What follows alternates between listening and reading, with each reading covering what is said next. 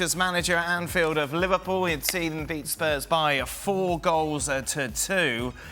What that means in regards to the Champions League race at Spurs, pretty much out. You'd be a very optimistic fan to think you're going to win all 3 games, and then for Aston Villa, of course, just to pick up 2 points in their final 2 matches. It looks like it will be Villa in the Champions League next season. Frank Leboeuf joins us as we reflect on this game. And he doesn't want to get booked, Jurgen Klopp. Did you hear that on the commentary?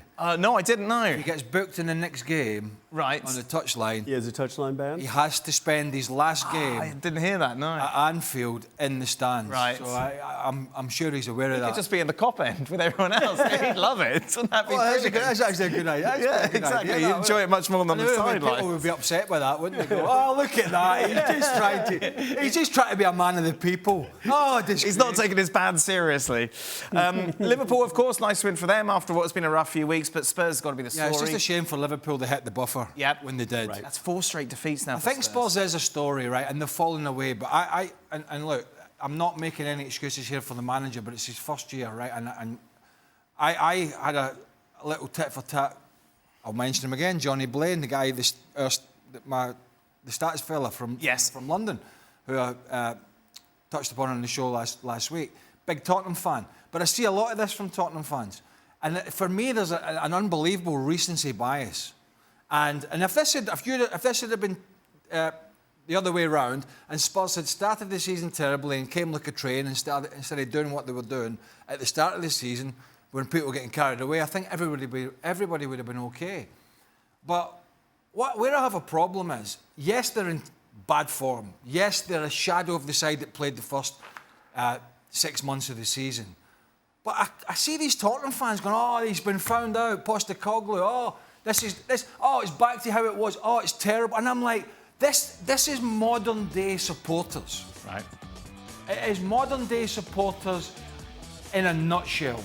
These people think that you're going to come in, take over a side that was an absolute horrendous watch, that get rid of Harry Kane in the transfer window, and have a new manager in, who, by the way, most of the Spurs fans didn't want, because we're Ange Howe, he's not good enough for our club. And they're going to finish probably 5th, and they finished 8th last year, and they played great football. So I don't understand where they thought they should be. That's my point. What's the number one outlier of how well a team does in all pro sports? It's how much you spend. The 4 teams they just lost to all spend more money than Tottenham. For me, and then you're arguing that you should be beating the teams that are outspending you. But that's my problem. Is it the manner of the defeats? That's the problem. No, I think what it is modern day supporters, not them all, a lot of them, just get carried away. When they saw how Tottenham were playing at the start of the season and they were up near the top of I can't remember if they were top. Yeah, they were top, 10 games. I can't remember how it all sort of panned out. And I think they just thought, and we all said, most of us on this show said, listen, this will not last. The squad's not deep enough. They're not ready for this, but this is great. It's great to watch. The trouble is a lot of supporters are like, oh, Arsenal they might win the league and we've dropped out. When you're a manager, you go in there, you think, right, transfer window, we do a bit of business, we play the season out, we get progression, which they're going to get. They're progressing in terms of their league position from last year. They're much better to watch. If we're sitting here next year and Spurs are going back the way, then I think there are more questions for the manager. Right. But at this point, and listen, I get it. They've got City coming up. They could get walloped. I understand there's a frustration, but modern day supporters really need to give their head a wobble, particularly those that think Spurs are going to be competing with Liverpool, Arsenal and Man City after 10 months in charge of this guy. I mean, get real. It's just not going to happen. Frank, it's defensively, isn't it, that we've seen Spurs so vulnerable of late. What's going wrong? It is, but it's not due to maybe Vicario or the 4 defenders. It's due to the whole team, who doesn't put every ingredients to make sure they're going to defend.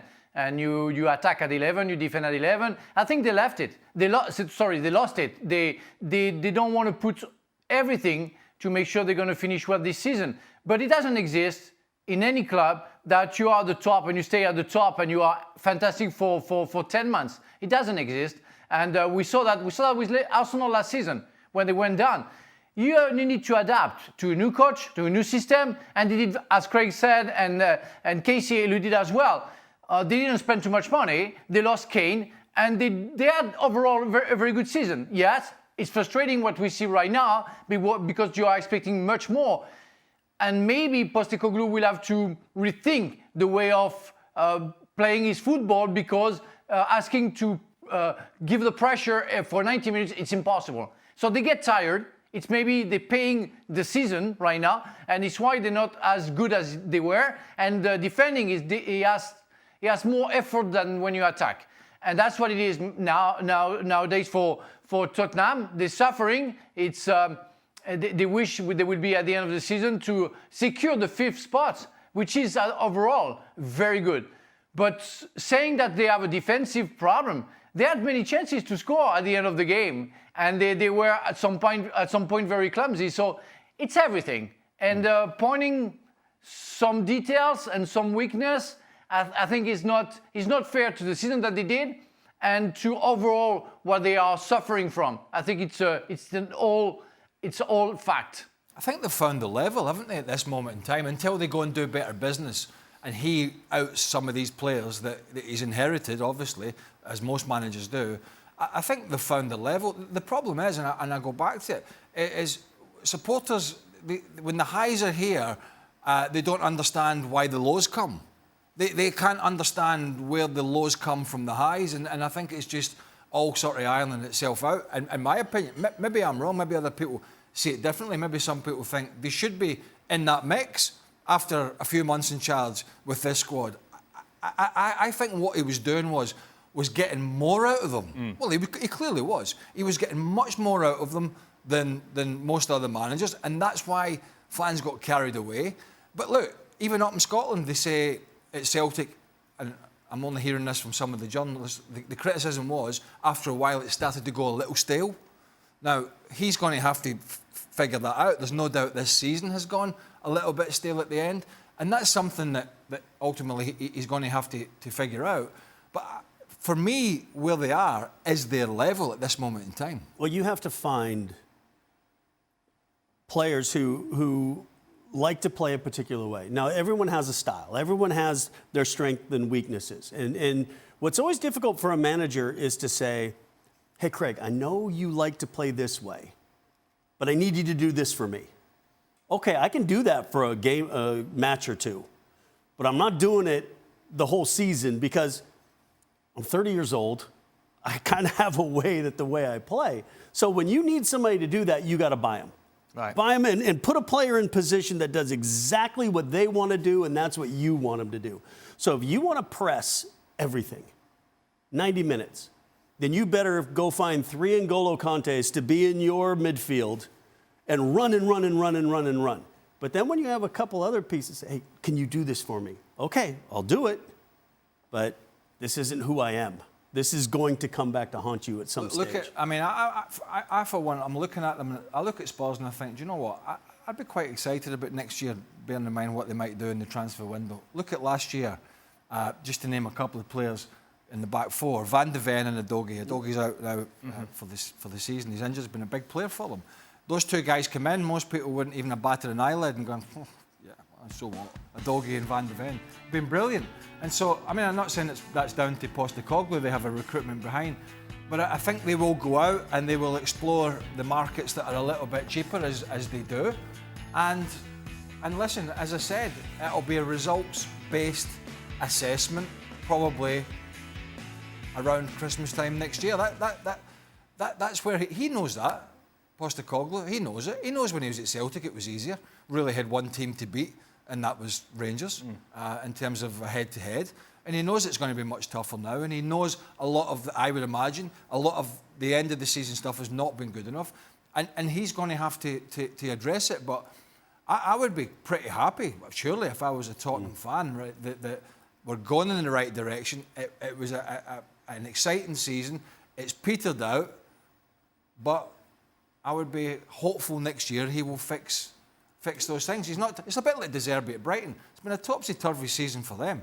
He's not turned into a bad manager all of a sudden after this. You know, they were riding really high and they went out of Europe. I think it's the same thing here for Postecoglou. Whether he's going to be as good down the road as what Klopp was and maybe what Arteta is, and we'll see how he gets on. Maybe he won't be that man. I don't know. But I would be quite happy to keep him at my club doing what he's doing. But Frank's point's very valid, though. You don't keep clean sheets from your 4 defenders and your goalkeeper. Just like you don't score a bunch of goals just from your striker. It's how well you have that balance between attacking and defending with 11 players. And there seems to be, in the last month or so, a disconnect between 11 players wanting to defend and I think I'm just going to... ragged. Yeah, I think I'm just going to go try to get a goal here. Of course, Spurs played their part, Frank, but Liverpool were back to some of the best football that we've seen, haven't we, over the, well, certainly compared... 60 minutes? Well, yeah. No, I think so, compared to what we've seen over the last few weeks. Yeah, definitely. Remember that I predicted a 0-0 because I thought that the two teams would be on holidays. But Liverpool proved me wrong, and they did the job. They were very good for an hour. They were sharp. They had ideas. You know, they were creative. And I want to take Mo Salah as a symbol of something getting good.